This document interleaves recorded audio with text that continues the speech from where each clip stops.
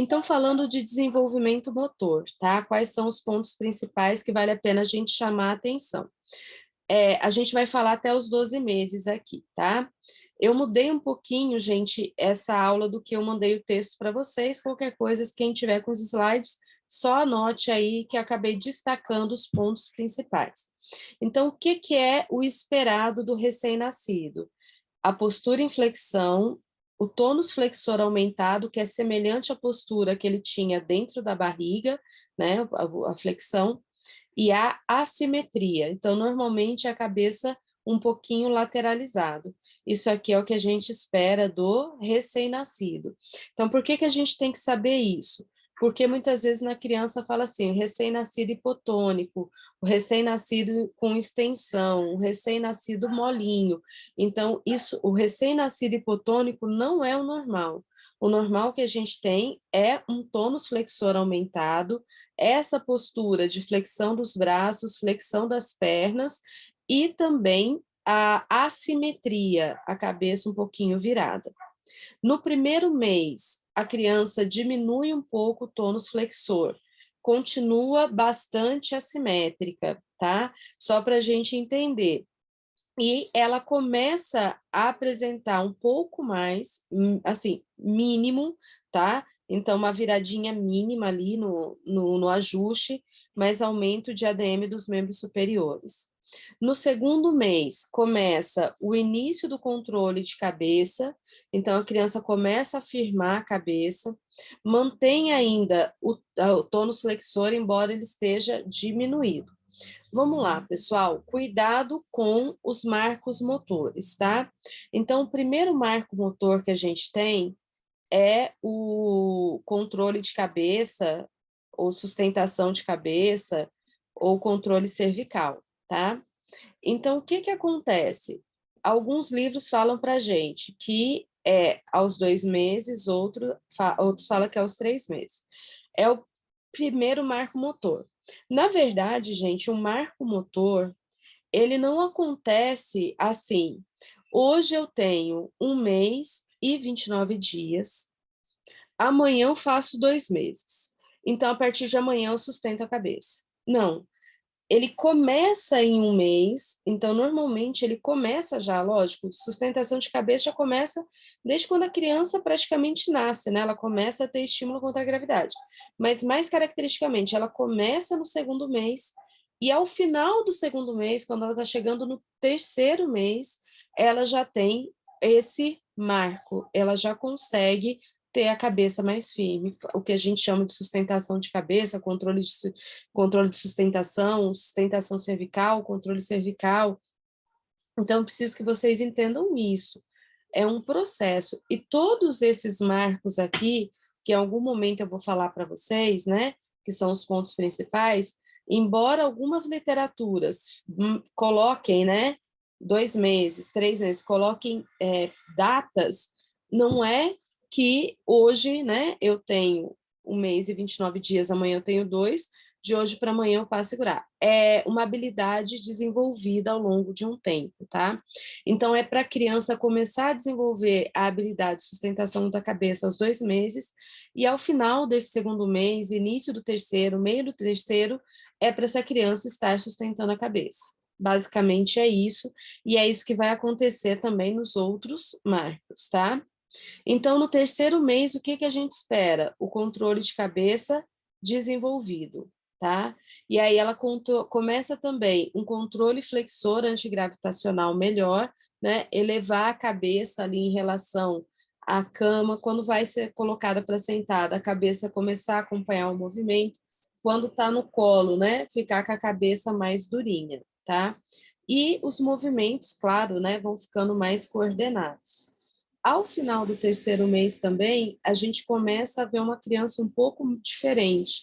Ela começa a ficar mais simétrica, tá?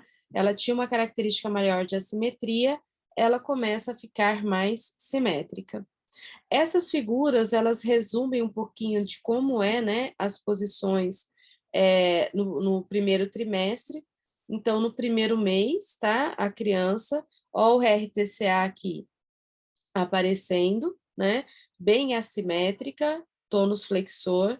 No segundo mês, ela já vai ganhando mais extensão dos braços e conseguindo já melhorar até essa questão da manutenção da cabeça em linha média. E no terceiro mês, então, ela tem maior extensão. Isso na postura supina, tá? Em prono, no primeiro mês, ela pode até começar a treinar, né? Levantar a cabeça. No segundo, ela já tem um apoio melhor. E no terceiro, ela já tem que estar com essa sustentação desenvolvida.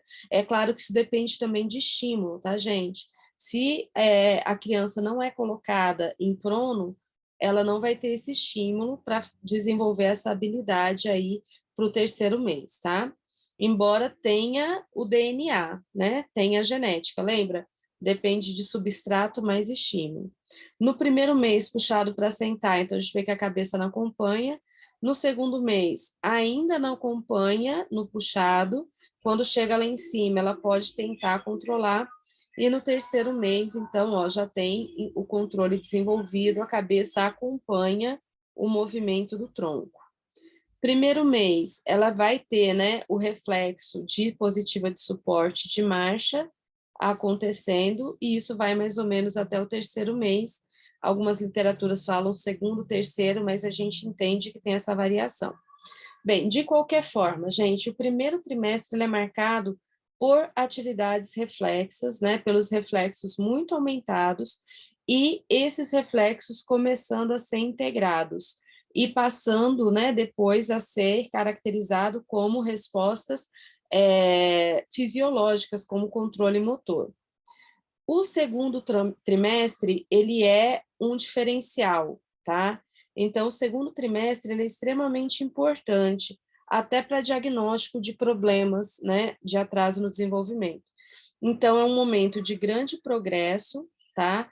A criança começa o trimestre com a capacidade de manter a cabeça alinhada em relação ao corpo, então, ela começa o segundo trimestre com controle de cabeça, e ela avança até a habilidade de sentar sozinha, mesmo que seja por poucos períodos de tempo, tá? E se empurrar com as mãos e com o joelho. Então, nesse segundo trimestre, normalmente a criança avança da sustentação de cabeça para a posição sentada. Embora, é o que eu disse para vocês, gente, que reforça aqui, normalmente, no final do segundo trimestre, que é o sexto mês, né? A gente tem no segundo trimestre, quarto, quinto e sexto mês, a criança está iniciando a habilidade sentada. Ela vai trabalhar isso até desenvolver, tá? No quarto mês, então, o que, que é mais característico, gente? O mais característico é manter a linha média. Então, a simetria, tá? O RTCA, ele já deve estar mais fraco, ou já está sendo integrado, ou foi integrado, e aí a criança ela vai conseguir ter liberdade para manter a linha média e começar esse trabalho de coordenação olho-mão, que é o quê, gente? Segurar o objeto. Lembra que nessa fase ela ainda segura o objeto com características da apreensão palmar reflexa, mas ela já começa a ter a habilidade de manipular esse objeto, e daí ela tende a levar tudo à boca, tá? Então, se tem um marco para o quarto mês, gente, o marco do quarto mês é linha média, é simetria, é isso que a gente tem que guardar. No quinto mês, normalmente a criança começa um trabalho de abdominais muito forte, que é essa característica de manter a perninha aqui para cima, mas manter de forma voluntária, chutar bastante, né? Então faz bastante exercício abdominal. E também nessa fase ela costuma já levar o pé na boca, tá? Então eu esqueci de colocar aqui, e eu vou colocar. Nessa fase ela faz muito alongamento de cadeia posterior. Isso no quinto mês.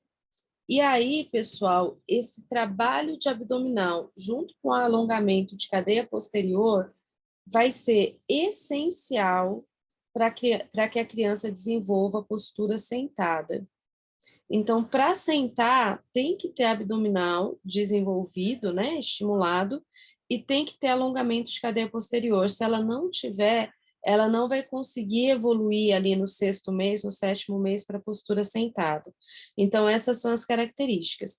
E esse trabalho de abdominal e de cadeia posterior é voluntário, então a criança faz, né? Ela desenvolve essa capacidade. Linha média bem desenvolvida, controle de cabeça ok, maior liberdade para a cintura escapular, maior controle, então isso tudo aqui é bem característico, tá? No 6º mês, o que mais chama atenção são as reações de proteção para frente e o início do treino da postura sentada. Então, lembrar, né, gente, o sentado, algumas literaturas, elas colocam como o segundo marco motor, né? Então, o segundo marco motor é a postura sentada, e algumas literaturas colocam 6, outras colocam 7 meses. Por quê? Normalmente, no 6º mês, a criança senta com a base alargada, lembra que tem que manter o centro de equilíbrio dentro da base de sustentação? Queixo para dentro, o equilíbrio ainda é débil, é insatisfatório, mas se ela não ficar sentada e treinar, ela não vai desenvolver equilíbrio. É muito comum nessa fase a gente fazer isso aqui, né? A gente deixa a criança sentada, que a mãe já fez isso, tenho certeza, com um monte de almofada do lado, né? Porque a qualquer momento o cabeção pesa, né? A cabeça é muito grande ainda em relação ao corpo, a cabeça pesa e a criança cai, tá? Ela pode conseguir começar a ficar sentada por algum tempo, mas, por exemplo, se ela estende a cabeça, ela vai cair para trás, tá? E nesse momento ela começa a desenvolver reação de proteção para frente. Então, essa postura sentada, 6º ou 7º mês, lembrando que é aquilo que eu disse, gente, é um processo de desenvolvimento, tá? Mas ao final desse segundo trimestre, começo do 3º trimestre, a criança está desenvolvendo essa habilidade. Quando chega, então, o 3º trimestre, né, 7º, 8º e 9º mês, a criança ela já tem um bom controle aqui, né, do tronco, da cabeça, já tem bastante liberdade de cintura escapular, já consegue dissociar bastante os movimentos e começa a trabalhar posturas intermediárias, tá?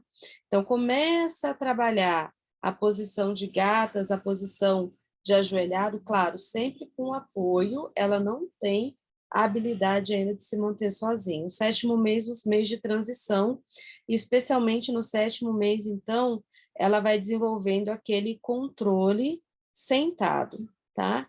Mas ainda essa criança é uma criança estática, né? O que é uma criança estática? Ela tem pouca habilidade de se locomover, ela se arrasta, tá, pessoal? Então, muitas vezes, se ela quer sair desse lugar que ela está, por exemplo, na sala, e ir para um outro local na casa, ela vai começando se arrastando mesmo, né? O corpo todo, barriga no chão, mas ela não tem liberdade ainda de movimento, ela ainda está muito estática e depende de outra pessoa pegar ela e levar para um lugar ou para o outro.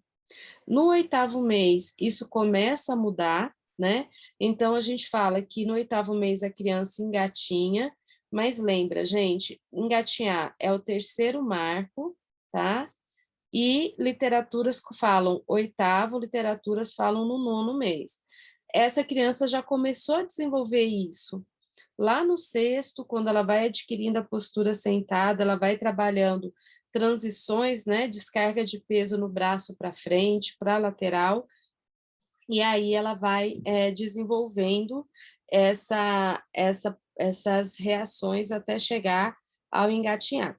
E daí, quando ela engatinha, ela começa, né, a ser uma criança não estática, uma criança livre, uma criança dinâmica, porque daí ela não precisa de outra pessoa pegar ela e levar ela de um lugar para o outro, ela vai sozinha. Aqui eu escrevi equilíbrio é reação de proteção, desculpa, tá?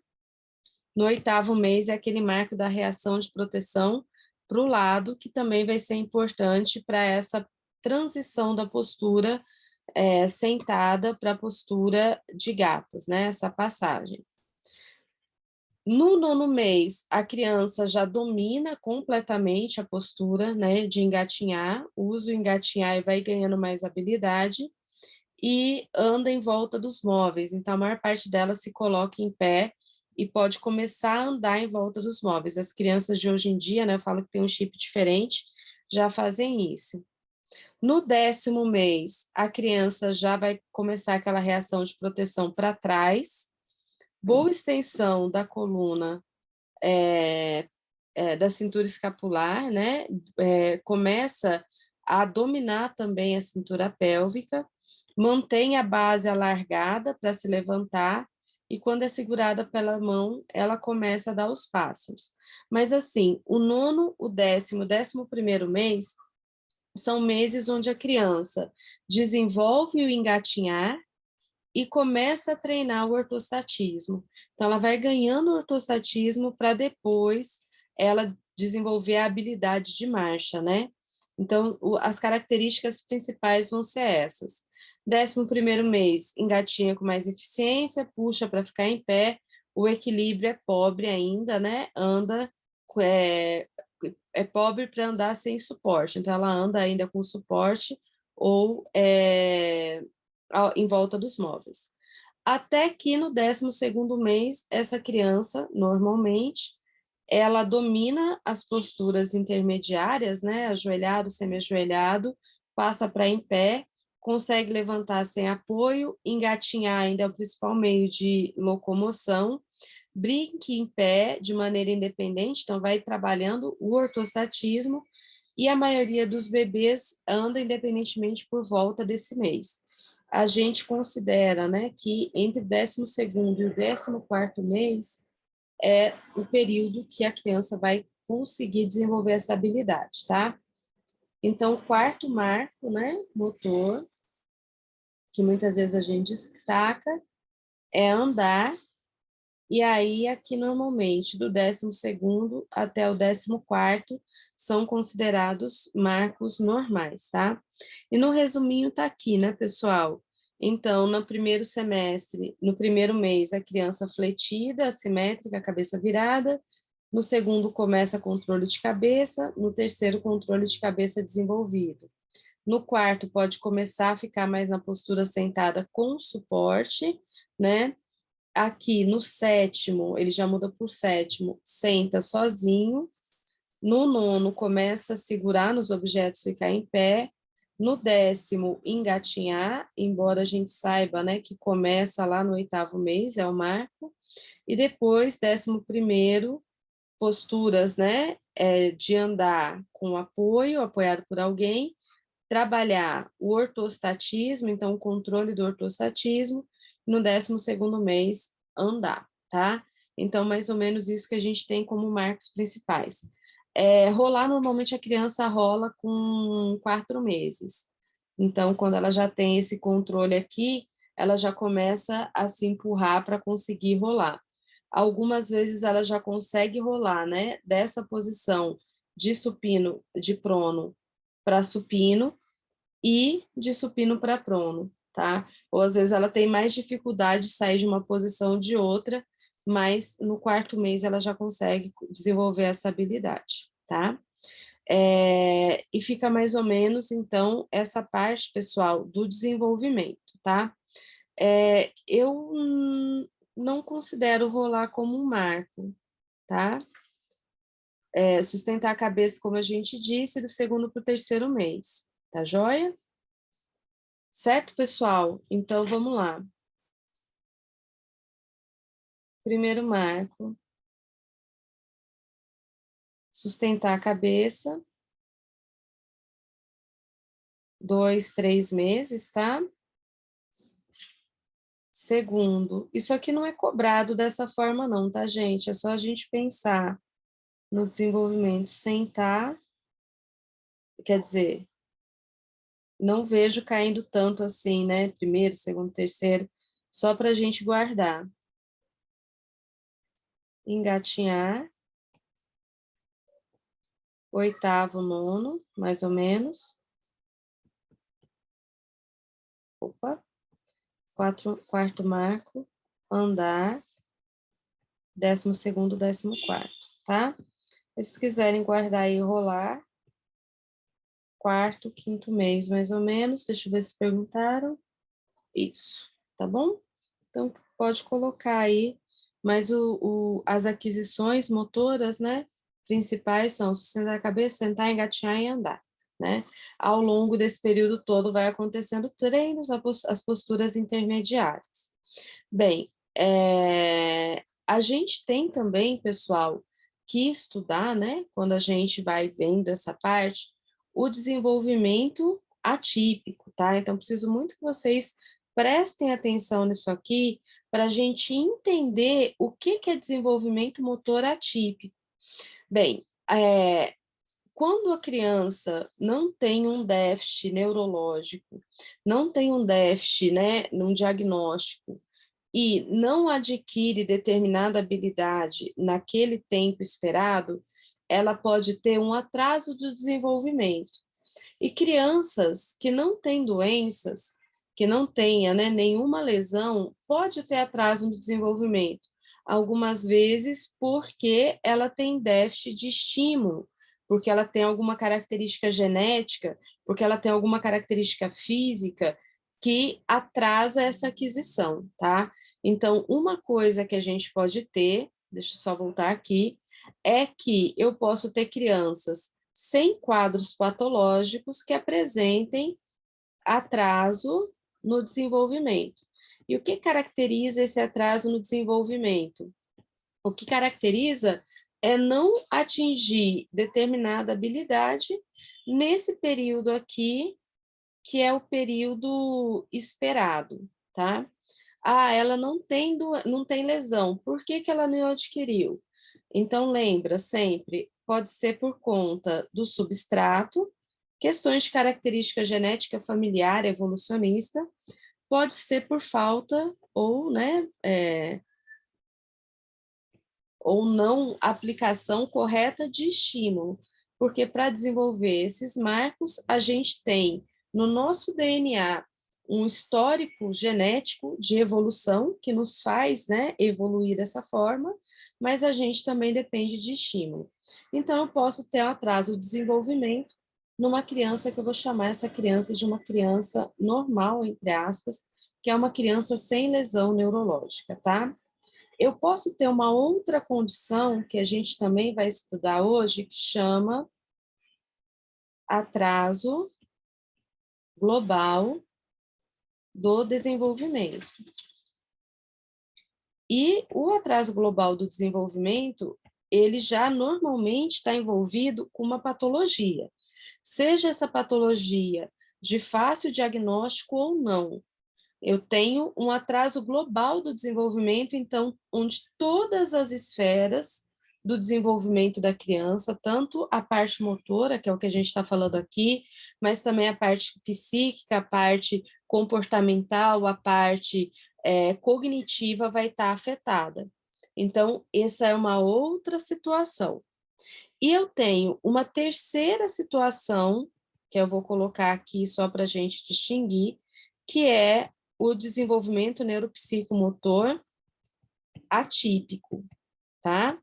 Então, para a gente entender a diferença entre eles, eu tenho crianças que se desenvolvem dentro dos marcos ou até de forma mais acelerada, ou até pula marco, tá? Eu tenho crianças que atrasam, mesmo sem ter uma doença, uma lesão. Eu tenho crianças que têm um atraso global e completo, e eu tenho crianças com desenvolvimento neurosensório-motor atípico. O que a gente vai falar agora? Desenvolvimento atípico. E é muito importante prestar atenção nisso aqui e entender. Isso vai ajudar muito a responder uma série de questões e pode também ser importante na parte discursiva, tá? Então, vamos lá, gente. No edital também, tá? Repercussões do TCE e do AVE. Então, eu deixei junto aqui, tá, gente? Desenvolvimento atípico e essas repercussões, porque o TCE e o AVE pode ser uma das causas desse desenvolvimento, tá? Então, atenção aqui, por favor, que essa parte aqui ela é muito importante.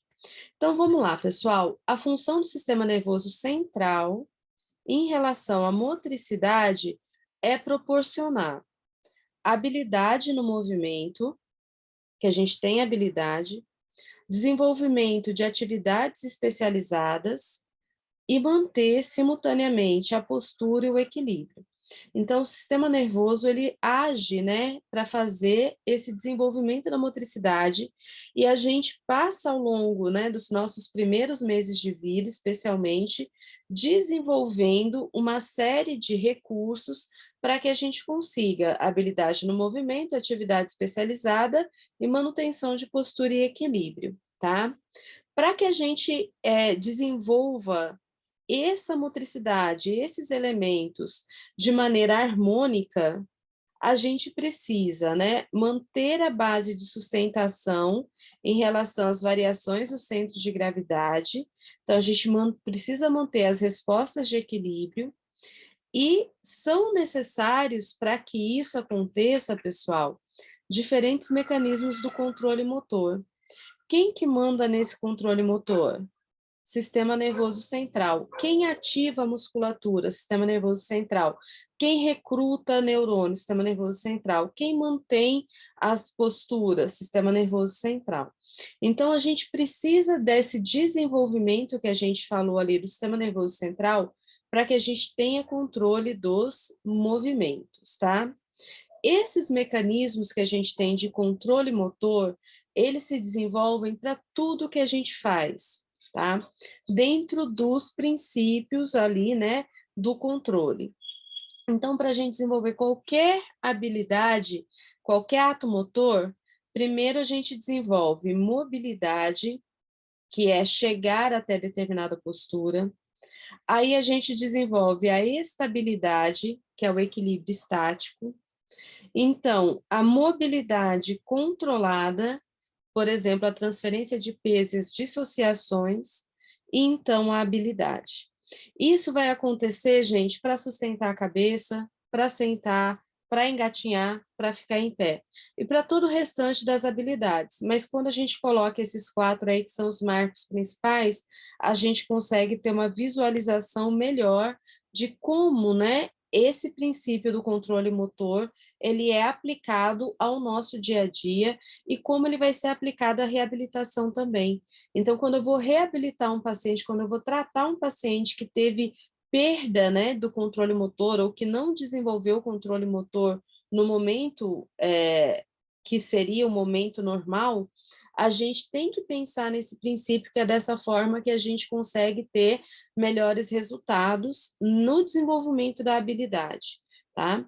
E aí, pessoal, esses elementos todos, eles dependem do tônus postural normal, então, de uma ativação normal do tônus pelo sistema nervoso, da interação das forças opostas de ação pela inervação recíproca, então, da ativação da musculatura agonista e do relaxamento da antagonista. Para eu ter controle motor, pessoal, o que que acontece na inervação recíproca? Então, vou fletir o braço. O meu motoneurônio vai para o meu agonista para ele fletir, e outro motoneurônio vai para o antagonista para relaxar. Isso é inervação recíproca, e para o movimento ser harmonioso, isso tem que funcionar o tempo todo no meu corpo. Um grupo de músculos contrai, um grupo de músculos estão relaxados para permitir esse movimento, tá? E essa variedade de padrão, gente, elas são heranças comuns do homem, então a gente evoluiu, a humanidade evoluiu dessa forma. A gente, né, quando pensa lá na evolução das espécies. Então, tá ligado a aspectos neuromaturacionais que são próprios da humanidade, que são próprios, né, nosso. A gente tem esse código genético, a gente tem essa história escrita no nosso DNA para que isso aconteça. Depende, então, né, dessa característica genética, e como eu sempre digo para vocês, depende do ambiente, tá? Então, por isso que eu falo, depende do substrato e depende do estímulo ambiental, depende do ambiente, para que a gente tenha essas aquisições motoras, para que a gente tenha controle motor, tá? E aí, pessoal, pode ser que em algum momento tenha um problema nesse processo. E aí a gente vai ter o desenvolvimento atípico, tá?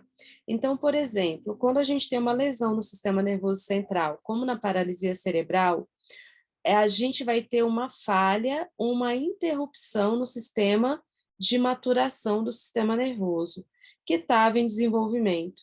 Então, em determinado momento, esse sistema não vai continuar aquele processo que ele foi geneticamente programado para ter. O resultado disso é que a gente vai ter padrões motores atípicos, que vão competir ou que vão se opor aos padrões motores que eram esperados.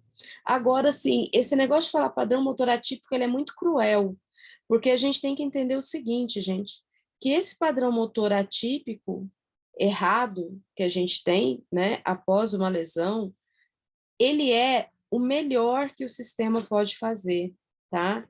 Então, o desenvolvimento atípico, ele é ainda o melhor que aquele substrato que sobrou, né, que restou, consegue fazer. É o melhor que aquela criança consegue desempenhar, que aquele sistema nervoso consegue desempenhar. Por isso que é cruel, né? A gente falar que ele é atípico, que ele é ruim. Na verdade, ele é o melhor que é possível dentro do padrão do substrato, do que sobrou devido àquela lesão.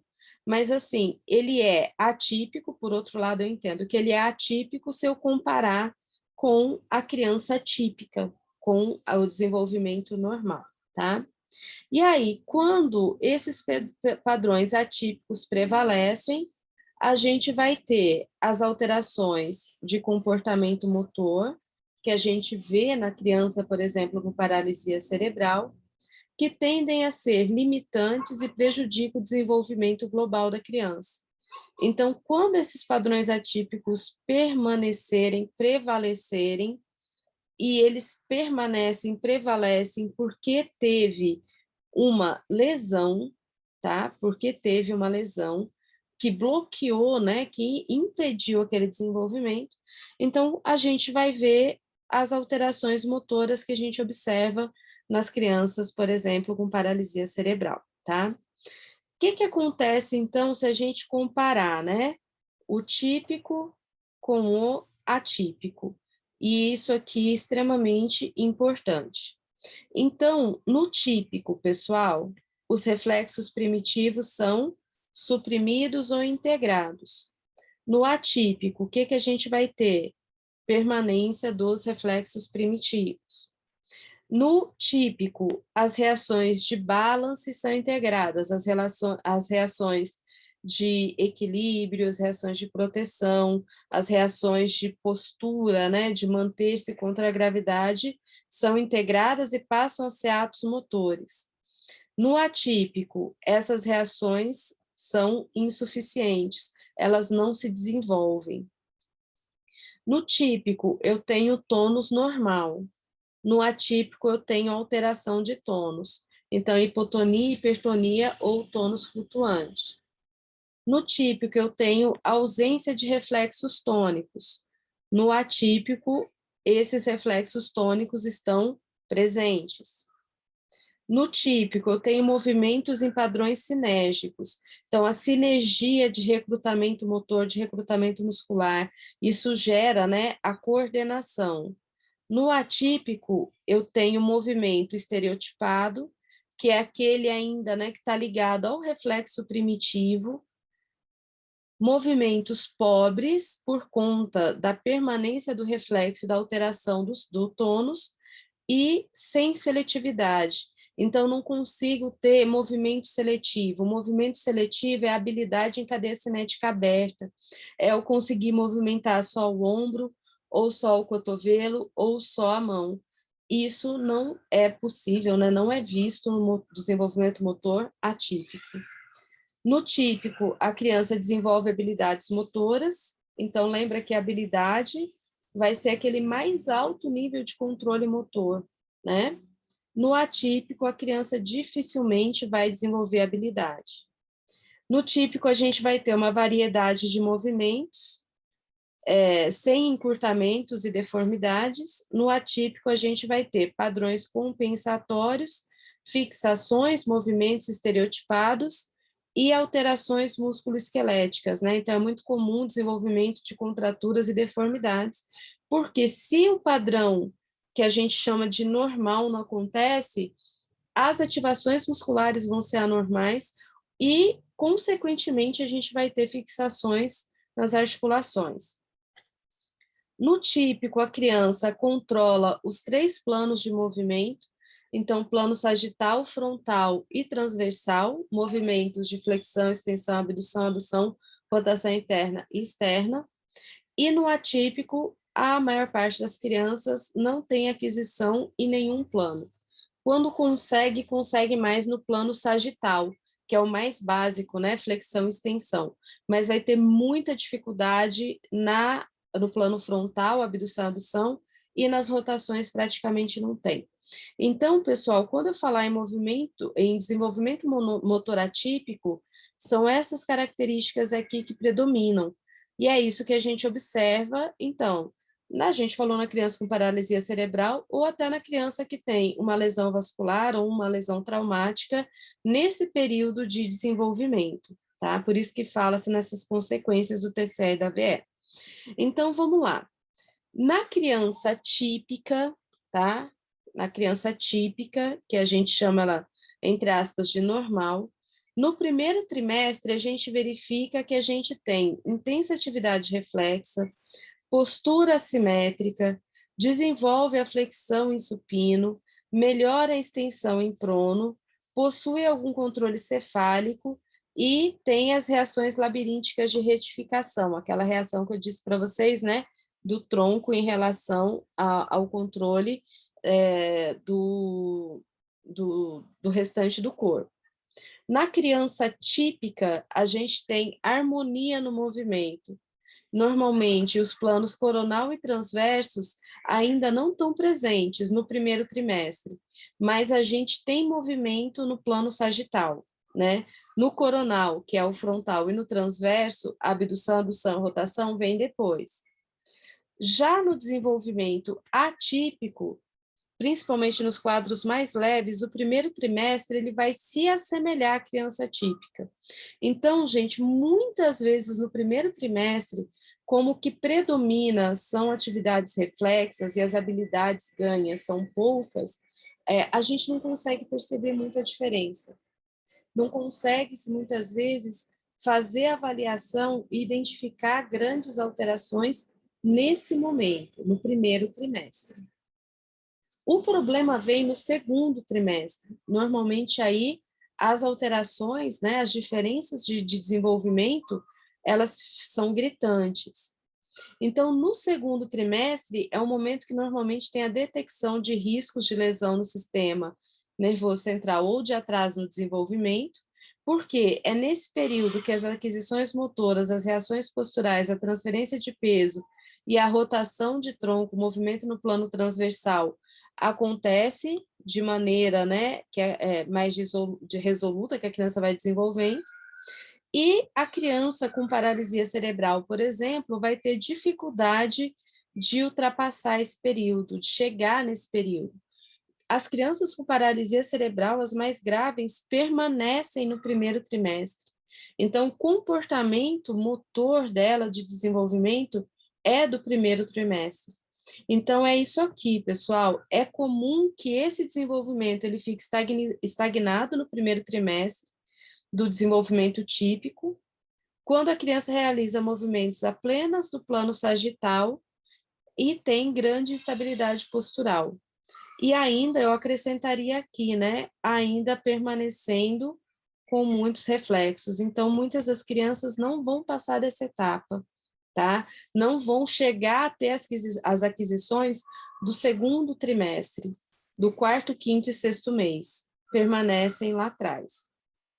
Bem, a extensão do déficit funcional, né, a gravidade do caso vai depender da localização e do grau da lesão, do quanto que teve de destruição. Por quê, gente? Porque isso aqui é o substrato, né? Então, quanto mais eu tiver de preservação, melhor. Quanto menor a preservação, mais difícil vai ser para essa criança, tá? De maneira geral, com o atraso ou a interrupção no desenvolvimento, os mecanismos de reação postural vão ser insuficientes, os reflexos primitivos e patológicos vão ficar exacerbados, né? vão estar presentes, os reflexos tônicos vão estar presentes. Com relação ao tônus postural, a criança, as mais graves especialmente, elas apresentam hipotonia axial. Então, tem muita gente que tem dificuldade de entender isso, gente, mas a parte axial, o tronco é hipotônico na maior parte das crianças, tanto que não sustenta a cabeça, não sustenta tronco, não faz extensão, tá? E a espasticidade ou os espasmos intermitentes, né? As discinesias, as distonias, a coreia a tetose, acontece nos membros, tá? Então, esse é o padrão atípico. Tônus axial, né? Parte axial hipotônica e a parte apendicular apresentando a espasticidade ou apresentando a discinesia, a distonia, que é a parte de coreia e de atetose, tá? Então, nesse desenvolvimento atípico, outras características que essa criança pode ter: deficiência no mecanismo de controle postural, com alterações na reação postural, que são a base para a realização do movimento contra a gravidade. Então, se ela não tem controle postural, dificilmente ela vai ter aquisição de controle contra a gravidade, primeiro controle contra a de gravidade, sustentação de cabeça, depois sentada e depois ficar em pé. Também, a criança tem pouca possibilidade de movimento por falta, né, dessa base postural, já que a base postural, também o tronco, é a raiz dos membros, né? A criança não consegue desenvolver habilidade nos membros porque não tem essa base de tronco. Também vai ter déficit na reação de equilíbrio, proteção e retificação, que são fundamentais para o movimento. A reação de retificação alinha o olhar e a cabeça e o tronco durante o movimento. Então, essa manutenção do olhar horizontalizado, a cabeça centralizada, o tronco ereto, é a reação de retificação.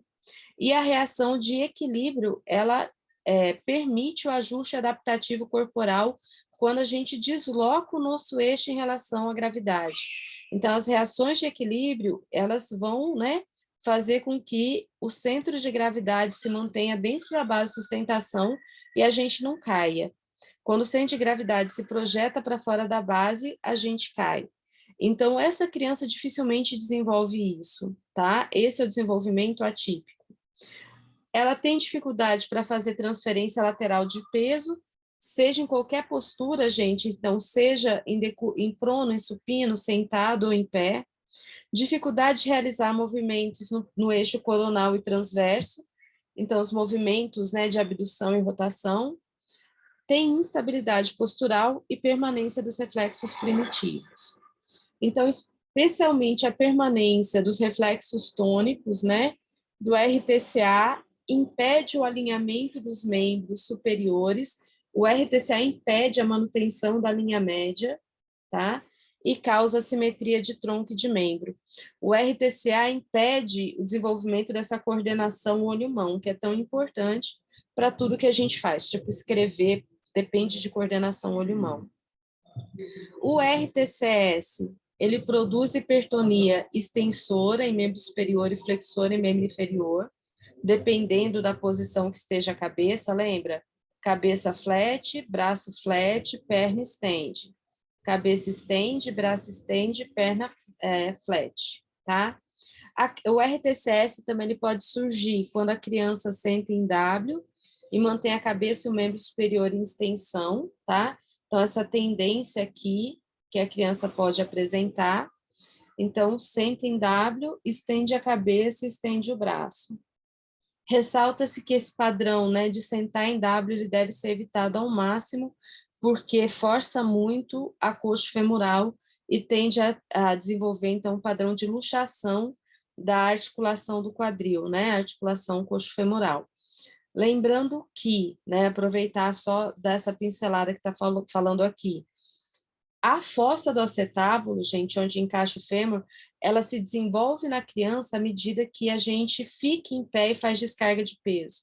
Então, quando a gente começa a fazer descarga de peso de gatos, ajoelhado, semi-ajoelhado em pé, é quando a gente desenvolve a fossa do acetábulo. Ela é mais rasa e ela vai ficando um pouco mais profunda para acomodar o fêmur.